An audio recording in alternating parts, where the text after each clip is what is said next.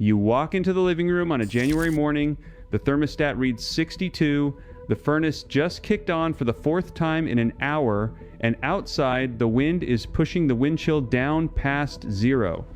Now imagine the same room, the same cold, but the furnace has not run in 6 hours, and the room is warm. Not hot, warm, steady, quiet. That is what one clay pot did inside an Amish farmhouse I visited north of Mount Hope, Ohio. No electricity, no propane, no gas line. Just a clay pot, a small flame, and a principle that has been written down since the year 1894 in a Pennsylvania heating manual almost nobody alive has read. The Amish never forgot it. The rest of us were taught to forget. And by the end of this video, you are going to know exactly how to build it this weekend, even if your house was finished in 1962 and you have not touched a tool since Reagan was in office.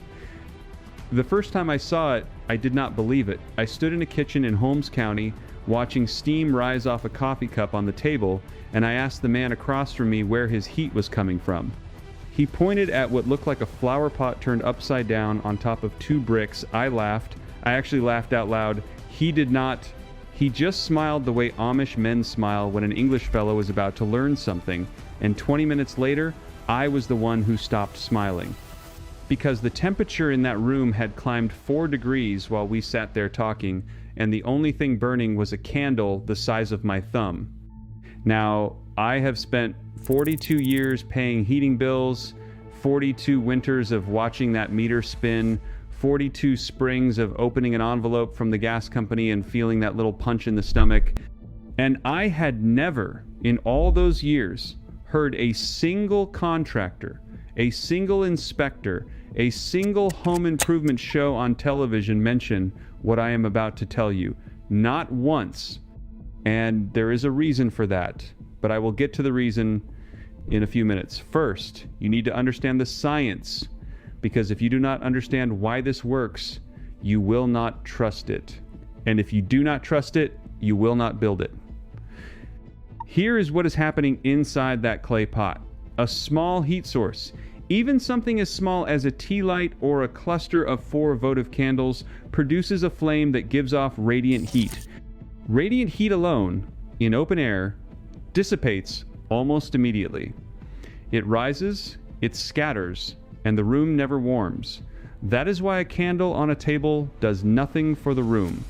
But when you trap that flame underneath an inverted clay pot, with a smaller pot nested inside the larger one, separated by metal washers and a threaded steel rod, something changes. The clay absorbs the heat. The clay holds the heat, and then the clay radiates that heat back out, slowly, evenly, for hours after the flame has gone out. The technical name for what is happening is thermal mass conversion.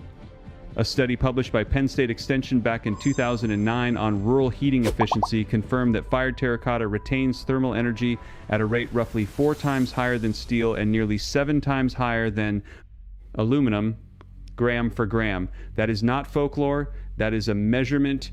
Now, the Amish did not read that study. They did not need to. They had been doing this since their families came over from Switzerland and the Palatinate in the 1700s, and they brought the technique with them. In the old country, peasants used clay ovens and clay stoves because wood was scarce and expensive. The lords owned the forests. A poor family could not afford to burn a cord of wood every week. So they learned to make a tiny amount of fuel do an enormous amount of work. They learned to use the clay itself as the heater. The fire was just the spark. The pot was the engine. And here is where the story takes a turn. Because in the United States, this knowledge was not just forgotten, it was actively pushed out of the picture. In 1935, the Rural Electrification Administration was created under the Roosevelt administration. The stated goal was noble: bring electricity to farms, but buried inside the rollout was a marketing campaign funded jointly by the new electric cooperatives and several major appliance manufacturers that branded any non-electric heating method as primitive, unsanitary, and a fire hazard. There is a pamphlet from 1938 titled Modern Heating for the Modern American Home that I tracked down in the digital archive of the National Agricultural Library. It specifically warns housewives against, quote, old country methods involving open clay vessels, end quote. The pamphlet does not say those methods do not work, it just says they are beneath a modern American family. That is a very different thing. Therefore, an entire generation of homeowners stopped asking whether the old way worked, they just assumed it did not. And the gas companies, the electric companies, and the furnace manufacturers spent the next 80 years making sure nobody asked the question again. The Amish, of course, were not reading those pamphlets. They were not buying those furnaces. They kept doing what their grandfathers did, and their houses stayed warm. But here is what nobody tells you, and this is where the cost of not knowing this becomes painful. The average American home in 2024 spends just under $2,100 a year on heating. Multiply that by the 40 winters most of us have ahead of us when we hit 55, and you are looking at $84,000. $84,000 to keep a house warm. The materials to build a clay pot heater that can take the chill off a small bedroom or a sewing room or a workshop cost less than $18 at any hardware store in the country. 2 terracotta pots, 1 threaded rod, a handful of washers and nuts, a metal bread pan, and a few tea lights. $18. That is the gap between what they sold us and what was always available. Now, if you already own a house and you are thinking this only applies to people building from scratch, stay with me, because this next part is specifically for you. The clay pot heater is not a primary heating system. I want to be honest about that, because the last thing I am going to do is sell you a fairy tale. It will not heat a 3,000 square foot colonial. It will not replace your furnace in a Minnesota January. What it will do is something the furnace cannot do. It will heat a single room, the room you are actually sitting in, for pennies a day, and it will keep that room warm for hours after the flame goes out. That changes how you live in your own house. Most homeowners over the age of 60 spend 90% of their time in 3 rooms: the bedroom, the kitchen, and 1 chair in the living room. The other rooms are heated for nothing. You are paying to warm empty space. The Amish figured out a long time ago that you do not heat the house, you heat the person and the room around the person. Everything else is waste. So here is what you do this weekend in the house you already own. You take a 16-inch terracotta pot, the kind with a hole in the bottom, the kind sitting in every garden center in America right now for $6. You take a smaller 8-inch pot, you run a 1/4-inch threaded steel rod through both holes, with washers and nuts spacing the inner pot about 2 inches inside the outer pot, with the bottom of the rod capped by a large washer and nut to seal it. You flip the assembly upside down, you set it on top of 2 clay bricks with about 3 inches of clearance underneath. You place a metal bread pan, the kind your wife or your mother used to bake with, underneath the pots. And inside that bread pan, you put 4 tea light candles. You light them, and you walk away. Within 20 minutes, the surface of the outer pot will reach roughly 180 degrees Fahrenheit. The inner pot will be hotter, and the radiant heat coming off that assembly will warm a 10 by 12 foot bedroom by 6 to 8 degrees over the course of 2 hours. That is documented. Cornell did a small-scale thermal study on nested ceramic radiators in 2015, and the numbers held up. But there is one more layer to this, and this is the part the Amish know that almost no English homesteader on the internet has figured out, because it does not appear in any of the YouTube tutorials I have ever watched. This is the secret I promised you at the start of this video, and I want you to listen carefully, because this single adjustment is the difference between a clay pot that sort of works and a clay pot that genuinely changes the temperature of the room.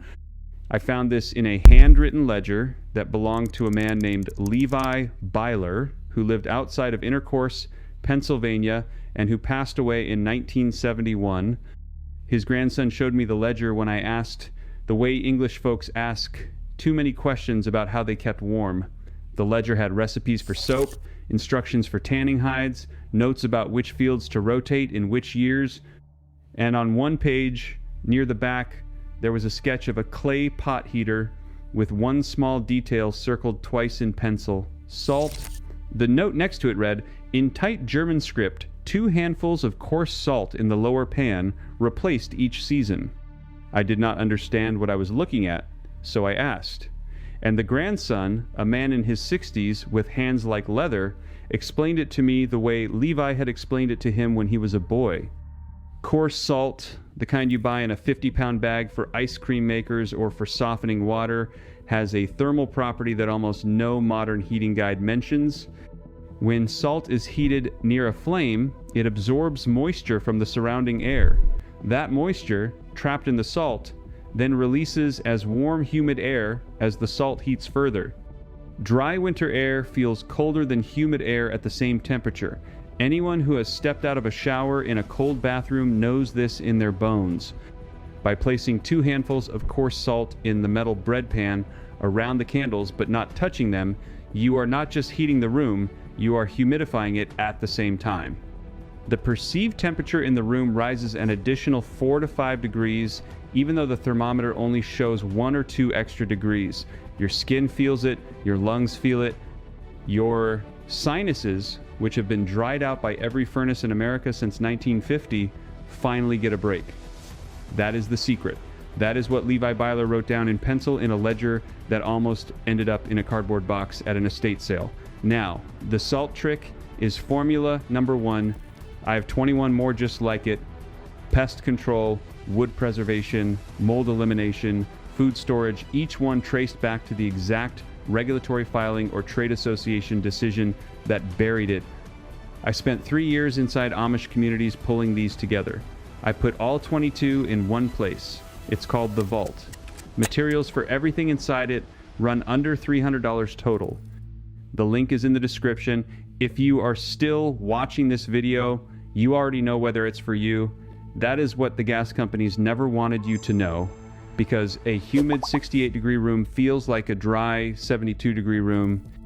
And if you can drop your thermostat 4 degrees, you can cut your heating bill by roughly 12% every single year for the rest of your life. That is documented by the Department of Energy on their own website, though they will never connect it to a clay pot and a handful of salt.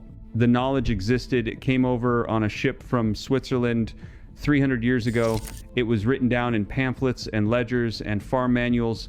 It was pushed aside by men in suits who had stock in furnace companies. It was preserved in plain sight on kitchen tables and in sewing rooms by a community that never cared what the rest of us thought of them. And now it is yours. You can build it tonight. You can light it tomorrow. And the next envelope from the gas company is going to look a little different. I want you to think about something. Every winter morning for the rest of your life, you have a choice. You can pay a stranger to keep you warm on his terms, at his price, with his meter ticking away in your basement. Or you can keep yourself warm in the room you choose with $18 of clay and a handful of salt your grandmother would have recognized. If you are the kind of man who believes that real knowledge has been quietly pushed aside to protect someone else's profit, you already know what you are going to do this Saturday morning. Tell me in the comments which room in your house you are going to try this in first. The bedroom, the workshop, the chair by the window where you read in the evenings. I read every comment, and I want to know. Be specific. Tell me the room. And if you want to keep recovering what was taken from us, the methods, the recipes, the small daily practices that kept families warm and fed and free for 200 years before the meter showed up, then come stand with the rest of us. The next video I am working on is about a single bucket of crushed limestone that the Amish keep in their root cellars and what it does to the food stored next to it. You will not believe the shelf life numbers. I did not believe them either until I saw it with my own eyes. I will see you there. But before you go anywhere, before you click off this video and head to the hardware store, I want to give you a few more things. Things I held back from the main demonstration because they belong here at the end, where the men and women who actually intend to build this are still listening. The casual viewers have already drifted away. What is left is you and me and the work. Let me tell you about a man named Harold Ickes Jr. Not the famous one, not the Secretary of the Interior under Roosevelt, but a quieter relative who worked as a field engineer for a rural electrification cooperative in southern Indiana in the years right after the Second World War. Ickes kept a notebook. That notebook surfaced in a County Historical Society auction in 2003, and a friend of mine, a retired HVAC contractor named Dale, bought it for $42 because the cover caught his eye.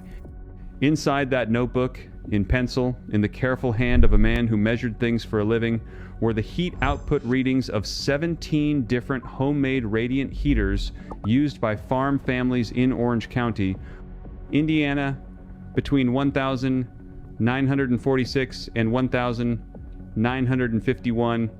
Clay pot heaters, brick stack heaters, salt block warmers, set on cast iron.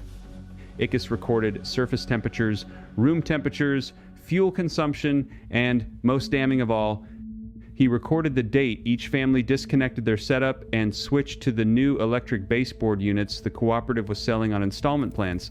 The pattern is unmistakable. The clay pot heaters worked.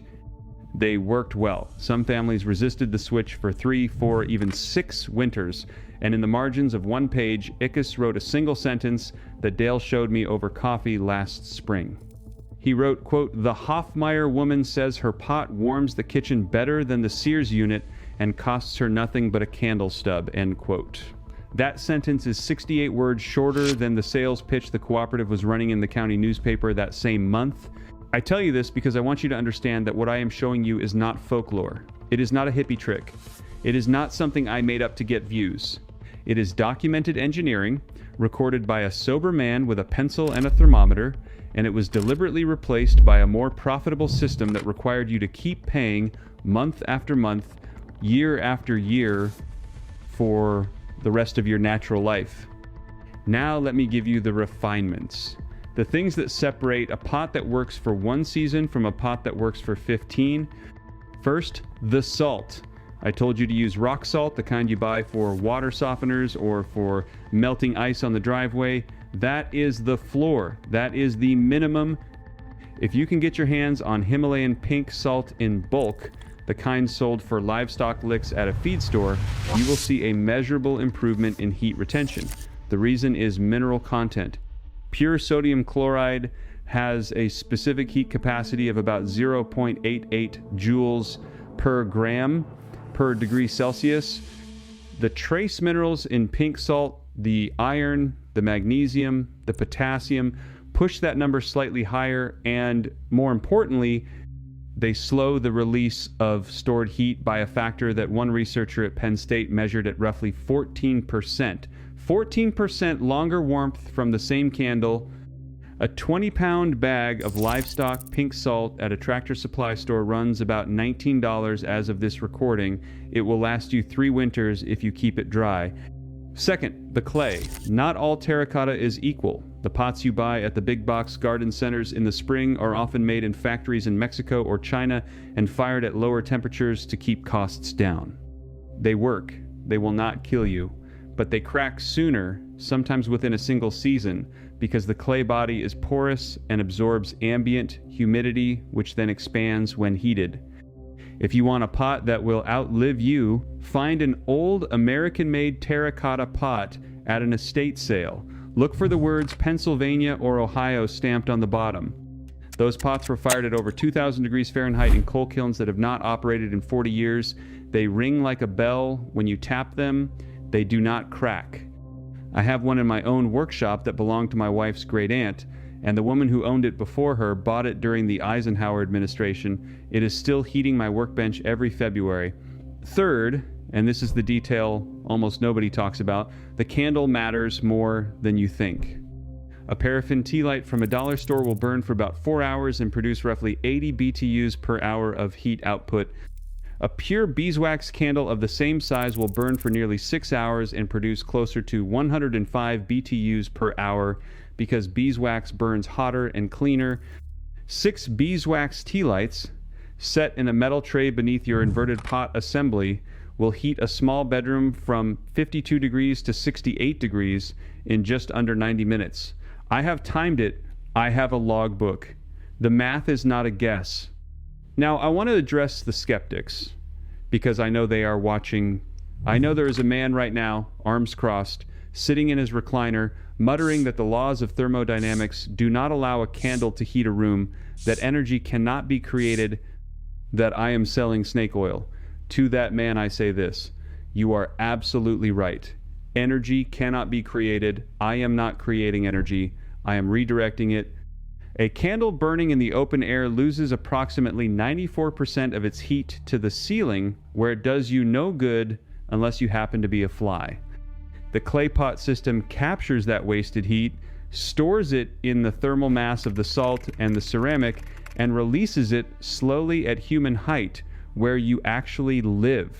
I am not breaking the second law of thermodynamics. I am exploiting the fact that your furnace and your space heater and your baseboard unit are all wildly inefficient at delivering heat to the 3 feet of air between your knees and your shoulders. The clay pot is not magic. It is geometry. It is patience. It is the same principle that lets a Dutch oven cook a stew for 8 hours on 3 coals. Mass times time equals comfort. Write that down. I also want to talk briefly about safety, because if I do not, somebody in the comments is going to claim I am setting houses on fire. The clay pot heater is statistically one of the safest forms of supplemental heat ever devised. The flame is enclosed. The pot sits on a non-combustible base, which I recommend be a ceramic tile or a slab of slate at least 1 inch thick. The pot itself never exceeds about 210 degrees Fahrenheit on its outer surface, which is hot enough to burn your hand if you grab it carelessly, but nowhere near hot enough to ignite wood, paper, or fabric at a distance of more than 2 inches. Compare that to a kerosene heater, which runs at over 600 degrees at the grill and has been responsible for, according to the National Fire Protection Association, an average of 1,100 residential fires per year in the United States during the 1980s. Compare it to a wood stove, which can throw embers. Compare it to an electric space heater left running on a synthetic carpet. The clay pot, used correctly with a metal drip tray underneath and 12 inches of clearance on all sides, is safer than the toaster in your kitchen. But please, I am asking you, do not leave it unattended in a room with small children or curious pets. Do not place it on a wooden table. Do not, for the love of everything holy, try to use scented candles loaded with synthetic fragrance oils, because those produce soot and can leave a film on the inside of your pot that reduces efficiency over time. Plain beeswax, tea lights. That is the answer. There is one more thing, and then I will let you go. I have been getting messages from viewers, hundreds of them now, asking whether this can be scaled up. Whether 2 pots or 3 pots or a whole row of them along a wall can heat an entire house. The honest answer is yes, with caveats. A single well-built pot heats roughly 120 square feet to a comfortable temperature in a well-insulated space. If your living room is 300 square feet, you need at least 2 units, and you need to think carefully about candle placement and air circulation. A small clip-on fan, the kind that runs on 2D batteries and costs about $8, can move the warm air across the room and effectively double the perceived warmth. A woman named Eleanor in Vermont wrote to me last January and told me she heats her entire 800 square foot cabin with 4 pots and a single rechargeable fan, and her propane bill last winter was $41 for the whole season. $41. Her neighbor in a similar cabin 2 miles down the road paid over $900. Eleanor sent me photographs. I have no reason to doubt her. So that is the full picture. That is everything I wanted to put in your hands before you walked away from this video and back into your life. The clay, the salt, the candle, the history, the math, the names of the men who measured it and the women who lived it and the families who fought to keep it before the meters showed up and the bills started arriving and the knowledge got quietly buried under a mountain of glossy advertising. For furnaces nobody could afford to repair. You have it now. Do not lose it. Write it down. Show your son. Show your daughter. Build one for your aging mother who lives alone and turns the thermostat down to 55 because she is afraid of the bill. $18. One Saturday morning. A handful of salt your grandmother would have recognized. That is all it costs to take back one small corner of your life from people who never had your interests at heart in the first place. I will see you in the next one. Stay warm, stay free, and remember, the old ways were not old because they failed. They were old because they worked for a very long time, until somebody decided there was more money in making us forget.